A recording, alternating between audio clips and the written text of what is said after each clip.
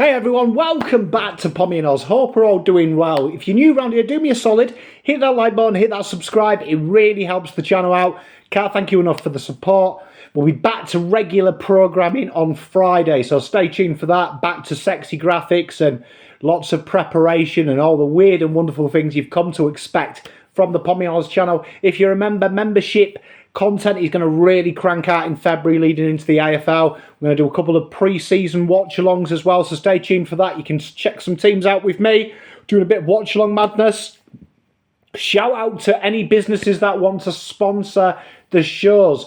I'm putting a couple of shows up for sponsorship. One is going to be a brand new special show, which is going to be a Getting to Know You series, where we'll be speaking to random guests from the sporting world, from the professional world, really getting into what a mindset of a champion looks like, but also a personable effect. We're also going to need a sponsor for our very successful show, The Selection Table. So if you're interested in that, DM me on any of the socials. And also there'll be a new show called The Blue Nerds, which is going to be a weekly show. And also there'll be just the Pommy and Oz show, which we're going to be starting. That's going to be a Tuesday night. So that's just going to be me, get some special guests, rotating roster.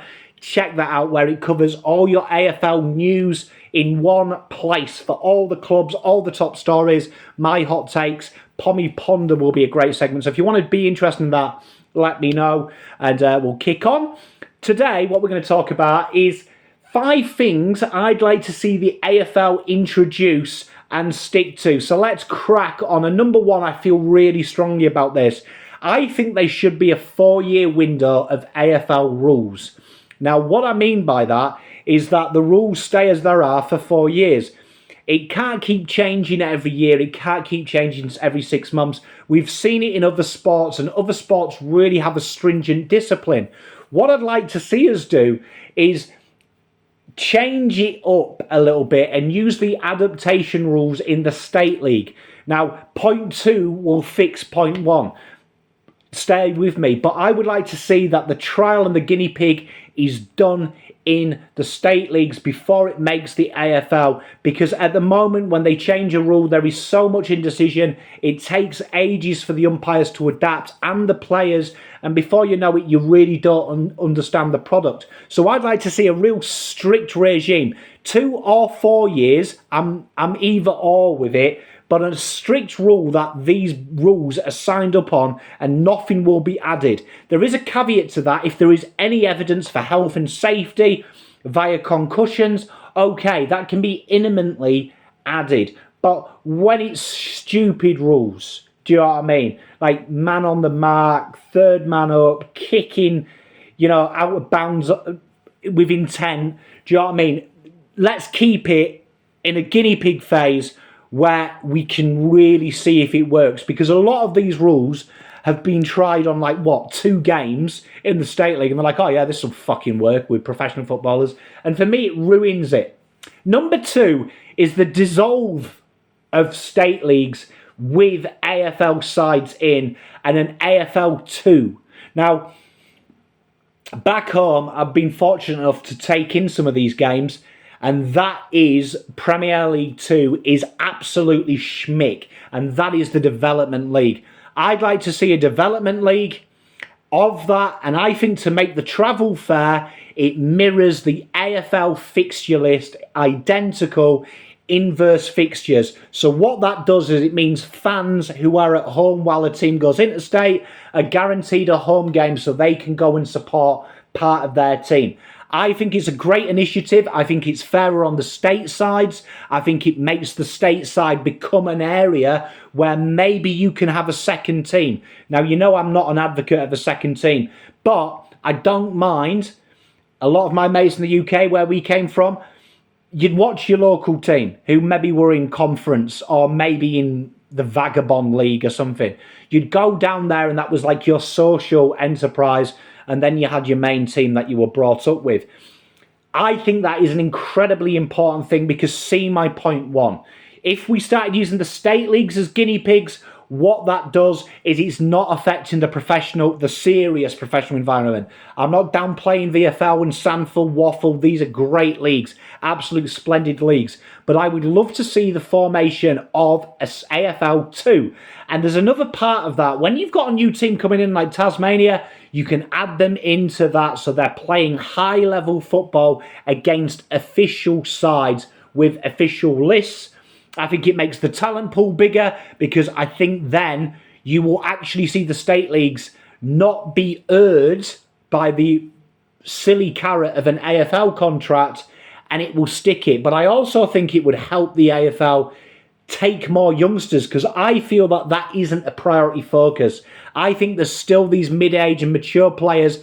They get to 22, 23, and they get jettisoned and forgotten about. I think that will help prolong them on the list, because if you have an AFL 2, you want that development, but also it's going to make you take a bit more chance on some of the kids. Some of these rookie picks, not waiting until the MSD and things like that. Actually filling your list spots at the source, because you've got a stable competition against the best of the best.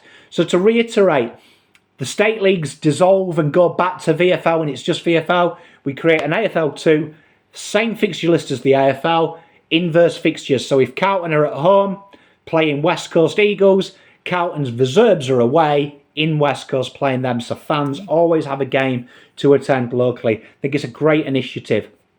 Talking about the fixtures, none of this rolling fixture shit.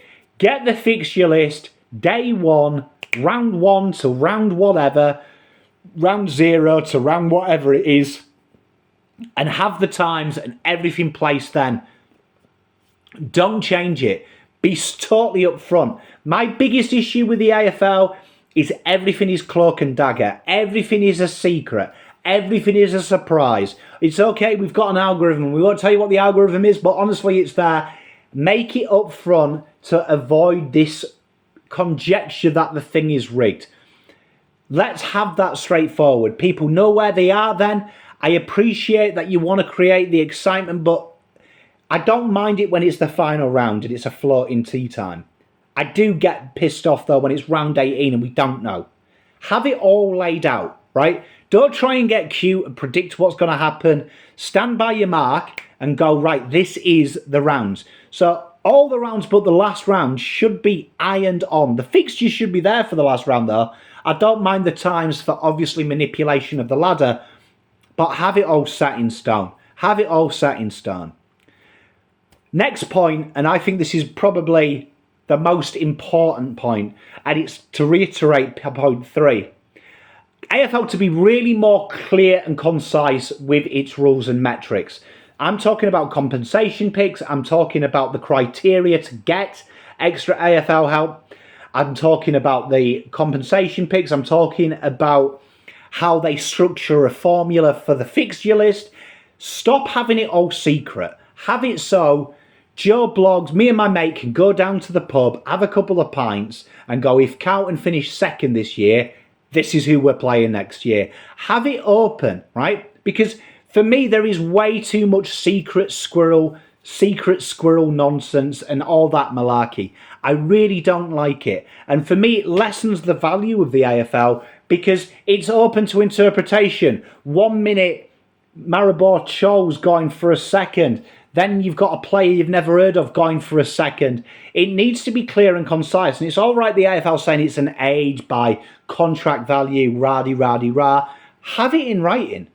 Because we're not gaining anything by knowing it. And if the AFL clubs know it, which I'm sure they're privy to or have a good idea, everyone's on the same page. So it avoids the conversation of manipulation. And for me, we're a professional league. And then number 5, and for me this is the big one, stop turning the sport into cinema. They've signed a new deal today where the players are required to give interviews in-game and shit like that.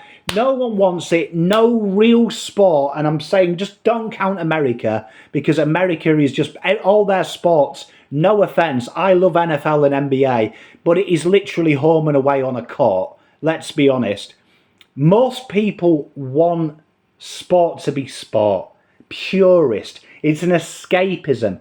And the one thing we want from our players, and it's crying out because the AFL are missing it, is we want to know them as people. And I feel that the EPL, and I feel like the sports in Europe particularly, really coined that social presence of a player, of understanding who they are and what they're about. I don't want to see Sam Walsh quarter time telling me that Vossi's bollocked him. I want to see Sam Walsh Wednesday talking about his nutrition, talking about how his week's been, talking about how he spends his downtime, what his passions are, what drives him. We're in an age right now where Australia, AFL, these are superstars here, but could walk down the street, down Hyde Park, and no one would give a fuck who they are, right? That is a big skill, that we can still have a community level with these players, even though they're their superstars. And what I'd love to see is that being really embraced. Because for me, that's how Australia is marketable. They're still stuck in the 60s and the old way with a modern day twist.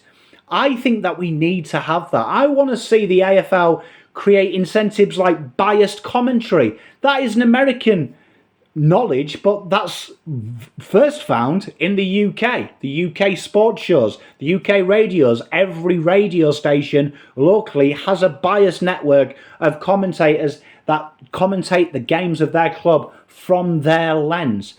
Why don't we have that? Why don't we have that ability to shut BT up and his nonsense and listen to a Carlton fan talk about Carlton from a Carlton perspective? Or if I'm a Magpie, to listen to a Magpie commentary, or an Adelaide. It's really simply set up and it could be so much beneficial.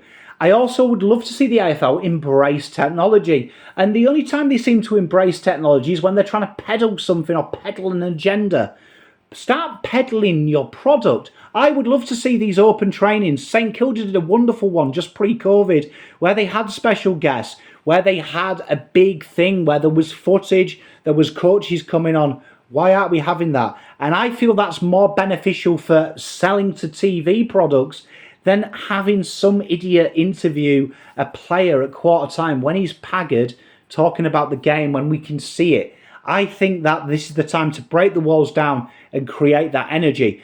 So that is my 5. Now let me know what your 5 AFL things you'd like to see. It's a great discussion, and maybe we'll recap this video with some of your suggestions, but they're the 5 things I'd love to see. Peace, love and light. Pom out.